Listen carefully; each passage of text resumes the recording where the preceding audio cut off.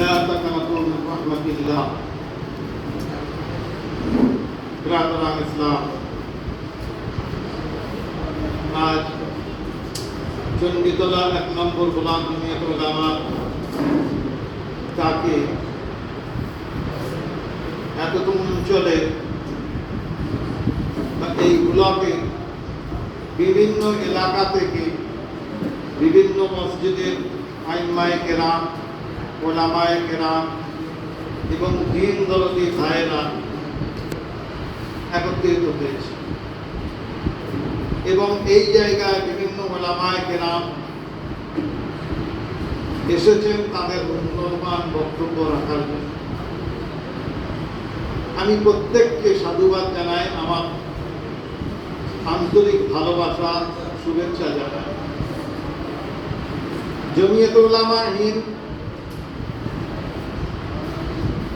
যখন এই ১৯০ বছর কুখ্যাত ইংরেজ ভারতবর্ষকে গ্রাস করে রেখেছিল, আমাদের এই ওলামায়ে কেরাম, আমাদের পূর্বসূরীরা মাথায় কাফন বেঁধে ইংরেজের বিরুদ্ধে লড়াই করে দেশকে স্বাধীন করার জন্য এগিয়ে এসেছে। যতটা ভারতবর্ষে ওলামায়ে কেরামদের দ্বারা স্বাধীনতার রক্ত ঝরেছে, অন্যান্য সম্প্রদায়ের মানুষের কতটা রক্ত ঝরেনি এটা আমরা দৃঢ়তার সাথে বলতে পারি, দায়িত্ব নিয়ে বলতে। আমাদের শত্রু ইংরেজ, গোটা ভারতবর্ষের শত্রু ইংরেজ। সেই ইংরেজ তার মুখ থেকে যদি আমরা শুনি যে ভারতবর্ষের মুসলমানরা দেশের জন্য কতটা কোরবানি করেছে বা দেশকে স্বাধীন করার জন্য কতটা কোরবানি দিয়েছে, রক্ত ঝরিয়েছে, আর অমুসলমানরা কতটা রক্ত ঝরিয়েছে, এটা ব্রিটিশ লাইব্রেরিতে আজও সংরক্ষিত আছে। সেই ব্রিটিশ লাইব্রেরিতে আজও সংরক্ষিত আছে যে ভারতবর্ষকে স্বাধীন করার জন্য মুসলমানরা কতটা জান দিয়েছে, কতটা রক্ত দিয়েছে। অতএব আমাদেরকে এই পূর্বের ইতিহাস আমাদের মনে রাখতে হবে, আমাদের পূর্বপুরুষদের ইতিহাস মনে রাখতে হবে। ইংরেজ যখন ডিভাইড অ্যান্ড রুল পলিসি তৈরি করেছিল, মুসলমানদেরকে বুঝিয়েছিল যে তোমরা যতই হও সংখ্যা লোক, আর অমুসলমানরা সংখ্যা গুরু, অতএব তোমরা কোনোদিন ওদের সঙ্গে পেরে উঠতে পারবে না। ওরা সংখ্যা গুরু, যে কোনো সময় তোমাদেরকে শেষ করে দেবে, এই ভারতবর্ষ থেকে বিতাড়িত করবে। আর হিন্দু অমুসলমানদেরকে ইংরেজ বুঝিয়েছিল যে তোমরা হতে পারো সংখ্যা গুরু, মুসলিমরা হতে পারে সংখ্যালঘু, কিন্তু এটা মনে রেখো ৭০০ বছর ধরে ওরা এই দেশকে পরিচালনা করেছে। মুঘল সম্রাটরা ৭০০ বছর দেশ স্বাধীন পরিচালনা করেছে, দেশ চালিয়েছে। ওরা বাঘের বাচ্চা, বাঘ কমজোর হলেও, বাঘ খুবই জীর্ণ অবস্থায় হলেও ওরা কিন্তু বাঘের বাচ্চা। সংখ্যায় কম হলেও তোমরা ওদেরকে ভেবো না যে ওরা শেষ হয়ে গেছে। এটা হচ্ছে ডিভাইডেড অ্যান্ড রুল পলিসি। তো আমাদের সত্যি ইংরেজ বুঝেছিল যে এরা বাঘের বাচ্চা। আজ শুধু সিএ বলে কথা নয়, এসআইআর বলে কথা নয়, এনআরসি বলে কথা নয়, যখনই মুসলমানদের উপর কোনো রকম ভাবে দেশের জন্য, তাদের ধর্মের জন্য, নাগরিকত্বের জন্য, স্বাধীনতার জন্য কোনো রকম বিপদ এসেছে, জমিয়ত উলামা সর্বপ্রথম আগিয়ে এসেছে। সেই জন্য ভাই আমাদের একটু ভাবতে হবে, জমিয়ত উলামা ছাড়া আমাদের এই ভারতবর্ষের বিকল্প কোনো সংগঠন আপনি পাবেন। যদিও যে সমস্ত সংগঠনগুলো আছে কিছু কিছু তারা ক্ষণকের জন্য ছিল, ক্ষণকের জন্য থাকবে। এবং তাদের ইতিহাস যদি আমরা ঘেঁটে দেখি, তাদের পূর্বের ইতিহাসে এই স্বাধীনতার ব্যাপারে দেশের জন্য তাদের অবদান সেরকম না। যাই হোক, আমরা আল্লাহর রহমত থেকে নৈরাশ হব। গত মাসে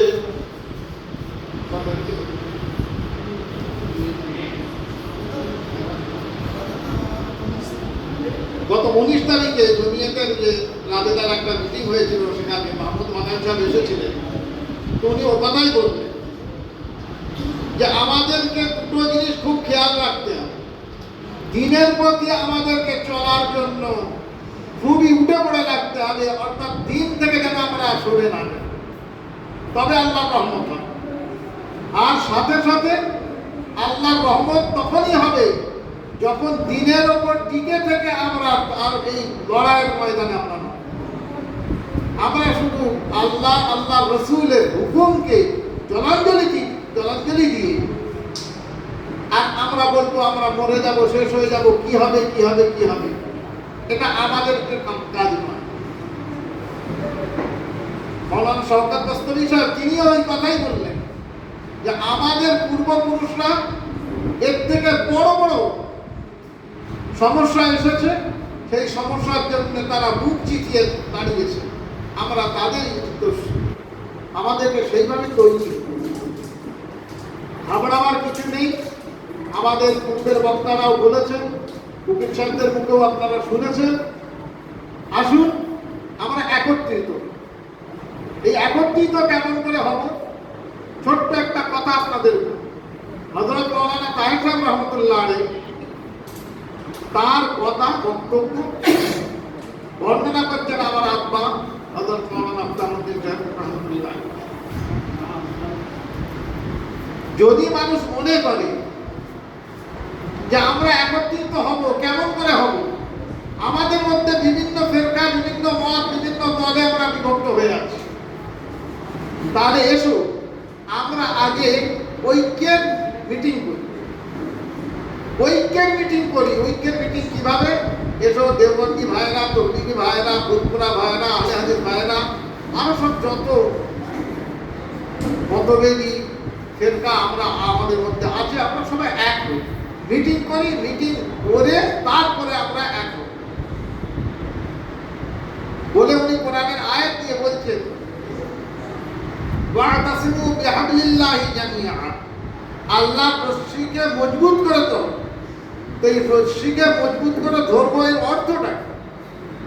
তাহলে আমরা আগে সকলে মিলে মিটিং করে একতাবদ্ধ হই, তারপরে আল্লাহর রশ্মিকে মজবুত করে ধরবো?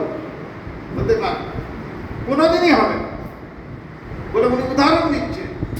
একটা লাইট পোস্ট পোতা হচ্ছে, এই লাইট পোস্টটা করতে গেলে একটা মানুষের দ্বারা সম্ভব নয়, বেশ কিছু মানুষের দরকার। তারা দড়ি বেঁধে বা ধরুন একটা বড় গাছের ডাল গুড়ি তাকে সরাতে হয়, রাস্তায় পড়েছে, তো সেটা সরাতে গেলে বেশ কিছু মানুষের দরকার। তো এইটা যে সরাতে হবে, কিভাবে সরাবো? আমার উচিত হবে, আমার কাজ হবে, ভাই এসো সবাই মিলে এই দড়িটা ধরি, এই লাইট পোস্টটাকে সোজা করতে হবে বা এই গুড়িটাকে সরাতে হবে। আমি যখন ওই রশ্মিটাকে ধরলাম, দড়িটাকে ধরলাম, আমার দেখা দেখে আরেকজন ধরলো, আমার তার দেখা দেখে আরেকজন ধরলো, এইভাবে ধরতে ধরতে আমার অগোচরে অটোমেটিক ভাবে ওই গুড়ি সরে। আর যদি আমি কথা ভাবি আগে মিটিংটা করে নিই, তারপরে আমরা ওই দড়ি মাপবো, তারপরে হবে। তো ভাই যে মতে যে পথে থাকি না, এই জমিয়তে উলামাকে আমাদেরকে খুব মজবুতির সাথে ধরতে হবে। তাহলে মাদ্রাসা, মসজিদ, খানকা, ঈদগাহ, কবরস্থান যাই বলি না কেন, এই ভারতবর্ষ থেকে সরিয়ে দেওয়ার চক্রান্ত কিভাবে চলছে আমি আপনি সবাই জানি, বিস্তারিত বলার দরকার। অতএব এই জমিয়তটাকে আমাদের মজবুতির সাথে ধরতে হবে। জমিয়তের মাধ্যম দিয়ে ইনশাআল্লাহ যত রকমের বড় বড় বিপদ আসুক না কেন, আমরা তার সামনে আমাদের আকাবিররা রয়েছেন, বুজুর্গরা রয়েছেন, আমরা চললে ইনশাআল্লাহ আল্লাহ ভালো। সাথে সাথে আমরা আমাদের নিজেদের কৃষ্টি কালচার, নিজেদের আমলিয়াত, এই সমস্ত জিনিসগুলোকেও আমাদেরকে আঁকড়ে ধরতে হবে। আমি আমার পারিবারিক ব্যাপারে, আমি আমার সামাজিক ব্যাপারে একটু সচেতন হই। আমার বাড়িতে বেনামাজি থাকবে, আমার বাড়িতে বেরুজাদার থাকবে, আমার ছেলে শরীয়ত বিরোধী কাজ করবে, এটা আমি যেমন হতে দেব না, সাথে সাথে আমার আত্মীয় স্বজন তারাও যেন এরকম বেলাইনে না চলে, আমাদেরকে একটু ভাবতে হবে। আমরা এইগুলো যদি করি আল্লাহর রহমত অবশ্যই হবে। আজকে এই সমস্ত জিনিস হচ্ছে কেন? আজকে ধরুন এই যে বিজেপি সরকার এসেছে, বিজেপি সরকার তারা নিজেরাও কোনোদিন কল্পনা করতে পারেনি যে আমরা এত ভোটে জিতবো। সে কিভাবে জিতেছে, কেমন করে জিতেছে, আমি ও প্রশ্নে যাব না।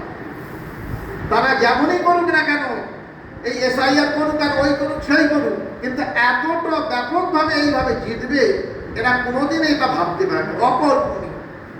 আর ঠিক পূর্বের যে রাজনৈতিক দল ছিল তৃণমূল, তারাও কোনোদিন ভাবেনি যে আমরা এইভাবে হারব। তাহলে আমাদের এই অবস্থা হলো কেন? আল্লাহ তাবারাক তাআলা আমাদেরকে নিজেদের আমল যদি আমরা ছেড়ে দিই, আল্লাহ তাআলা কাফের, মুশরিক, বেঈমান, হাদিসের কথা, জালেম বাদশাকে আমাদের উপর মুসাল্লাত করবে। আজকে সেই হয়েছে। তো ইনশাআল্লাহ এর জন্য ভেঙে পড়ার কিছু নেই, নৈরাশ হওয়ার কিছু নেই।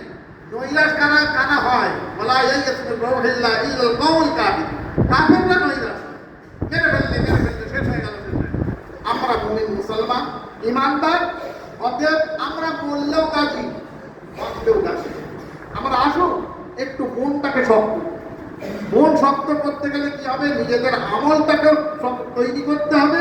সাথে সাথে আমাদের আকাবিররা যে নির্দেশ দেবে, আমাদের বড়রা ওলামায়ে কেরামরা যে নির্দেশ দেবে, যেভাবে বলবে, আমরা একটু আগিয়ে আসি। ইনশাআল্লাহ আপনি ভাববেন আমার সামান্য কাজের কি কতটুকু আমি করতে পারি। আপনার দ্বারা যতটুকু আপনি ওইটুকুই করুন, ওনার দ্বারা যতটুকু উনি অতটুকুই করুন। করতে করতে দেখবেন আমাদের অগাচরে ইনশাআল্লাহ আল্লাহ আপনাদের থাকবে। সেই জন্য ভাই, এসআইআর নিয়ে যে সমস্ত কথা হয়েছে আপনারা তো সবাই জানেন, কথা আর বাড়ি গেলাম না, প্রায় 1টা বাজতে যাচ্ছে। সেই জন্য আমি আপনাদের অনুরোধ করব, জমিয়ত ওলামাটাকে একটু মজবুত করে ধরুন। জমিয়তের মাধ্যম দিয়ে ইনশাআল্লাহ, একটা কথা মনে রাখবেন, জমিয়ত ওলামা কোনোদিন আপনার কওমকে মিসগাইড করে বিপদে ফেলে না। এটা জমিয়তের একটা বড় লোক। জমিয়ত সর্বদাই মানুষের সেবার জন্য থাকে। মিসগাইড করে মানুষকে ধোঁকা দিয়ে, মানুষকে বিপদে ফেলে দিয়ে মানুষের শেষ করবে, এই জমিয়ত করে না। জমিয়তের আকাবিররা একটা পা ফেলার আগে 10টা বার 10 বার ভাবে যে এই কাজ আমাদের করলে আমাদের কওমের ঠিক হবে কিনা, আমাদের কওমের উপকার হবে না ক্ষতি হবে, তারপরে তারা এগোবে। সেই জন্য ভাই, আমাদের আকাবিরদের প্রতি আমাদের কিন্তু আস্থা রাখতে হবে, আল্লাহর রহমতের উপর ভরসা রাখতে হবে। ইনশাআল্লাহ সমস্ত রকম বিপদ আপদ যা কিছু আসছে আসবে। এখন হয়তো এই সামান্য এতটুকু যে এসআইআর নিয়ে আমরা ভাবছি, এনআরসি নিয়ে ভাবছি, এর